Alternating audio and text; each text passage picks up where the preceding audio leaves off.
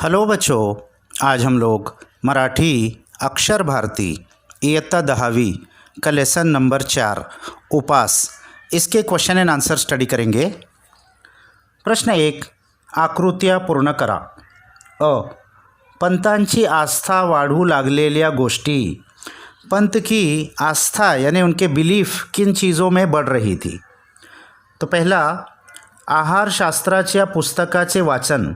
आहारशास्त्र यानी dietary science, इसकी books का रीडिंग करना, क्योंकि वो डाइट पर थे तो डाइट के बारे में बुक्स रीडिंग करने में उनका बिलीफ बढ़ रहा था।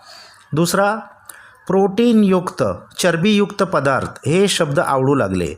अब जो डाइटरी बुक्स में टेक्निकल टर्म्स होते हैं, प्रोटीन युक्त यानी प्रोटीन रिच और चर्बी युक्त यानी फैट्स होता है जिसमें, ऐसे चीज़ों के नाम पढ़ना उनको अच्छा लग रहा था।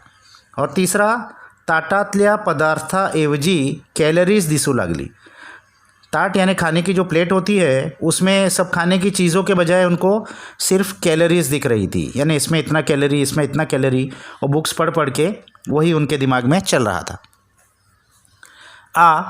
पंतांच्या आहारतज्ञ मित्रांनी वर्ज्य करायला सांगितलेल्या आहार व्यतिरिक्तच्या गोष्टी, यानी पंत के जो आहार तज्ञ यानी जो अपने आप को खाने पीने के मामले में स्पेशलिस्ट समझते थे, ऐसे दोस्तों ने क्या चीज़ों से उनको रोका वर्ज्य करने, क्या चीज़ उनको मना की कि ये चीज़ मत करो खाने पीने के अलावा।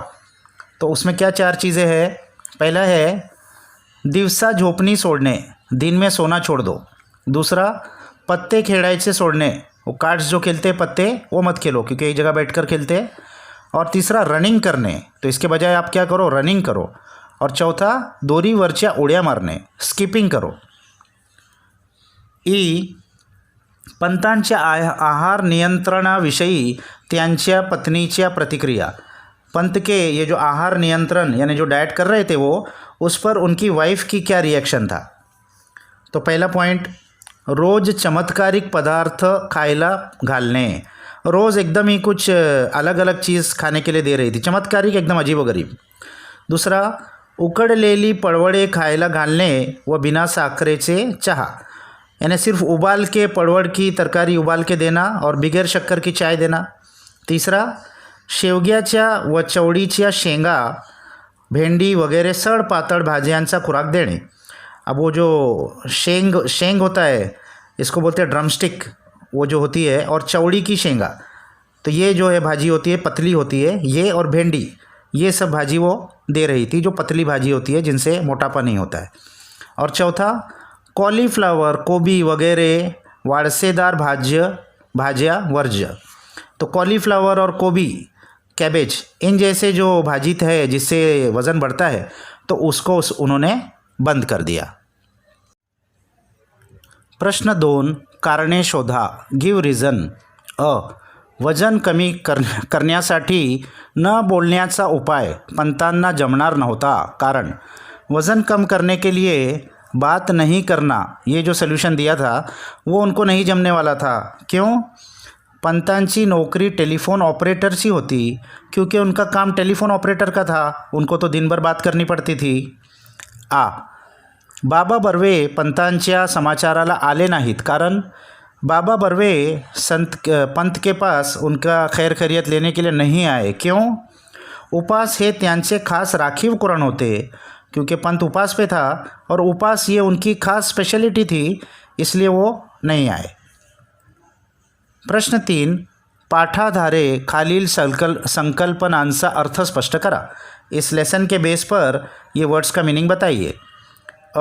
भीष्म प्रतिज्ञा, एखाद्या गोष्टीचा किंवा कार्याचा मनाशी केलेला ठाम निर्धार, किसी एक बात का मन में एकदम पक्का इरादा कर लेना, उसको कहते हैं भीष्म प्रतिज्ञा।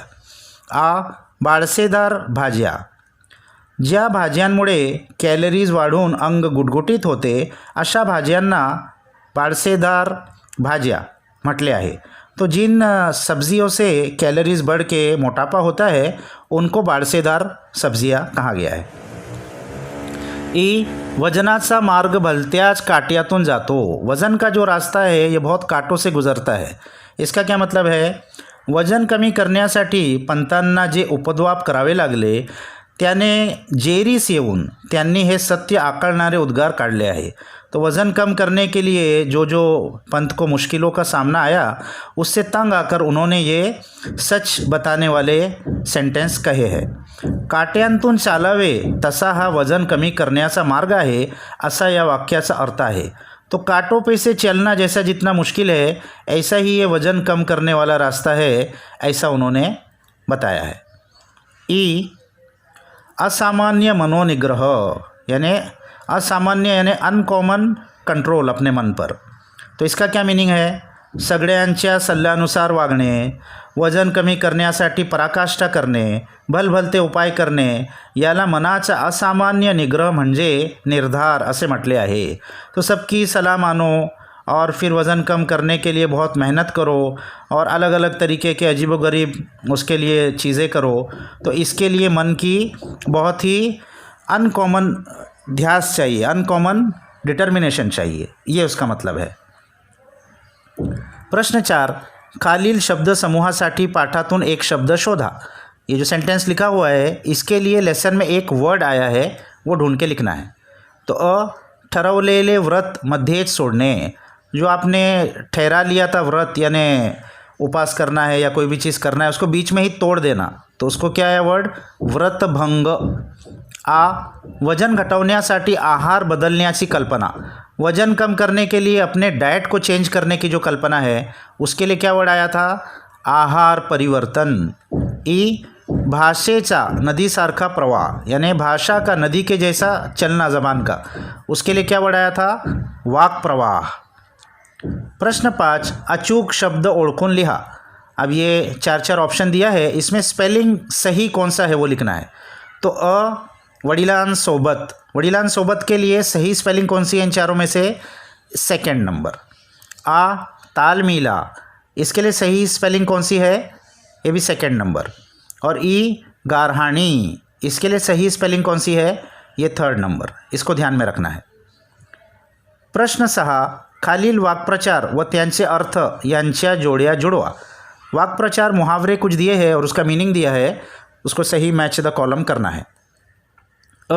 हाथ दाखवून अवलक्षण, तो इसका ये चारों में से मीनिंग क्या है? थर्ड वाला। आपण होऊन संकट ओढवून घेणे, अपने आप से किसी मुसीबत को गले लगाना। सुरंग लावणे, इसका मीनिंग क्या है? फोर्थ वाला। एखादा बेत उधळवून लावणे यानी टू स्पॉइल वन्स प्लान, कोई चीज़ ठाना था वो नहीं कर सका। ई अंगाचा तिळपापड होणे, इसका मीनिंग क्या है? फर्स्ट, खूब संताप येणे, बहुत गुस्सा आना।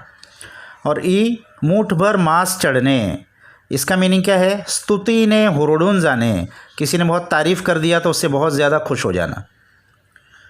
प्रश्न 7, स्वमत, दोरीवरच्या उड्या मारण्याच्या प्रसंगातील तुम्हाला समजलेला विनोद स्पष्ट करा।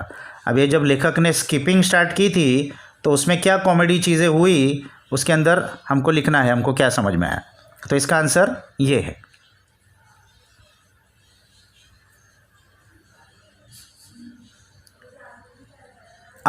पंतांच्या उपासाबाबत त्यांच्या पत्नीचा अवर्णनीय उत्साह तुमच्या शब्दांत वर्णन करा। पंत ने जो उपास किया था तो उसके अंदर उनके पत्नी का अनडिस्क्राइबेबल उत्साह जो था वो लिखो। तो इसका आंसर ये है।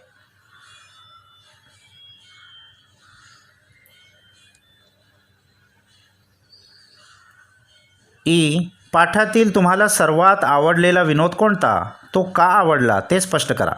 इस लेसन में सबसे ज़्यादा कॉमेडी आपको क्या लगी, क्या कौन सा इंसिडेंट और वो क्यों, वो लिखना है। तो इसका आंसर हम ये लिख सकते हैं, या आपको जो भी ये समझ में आता है वो आप लिख सकते हैं।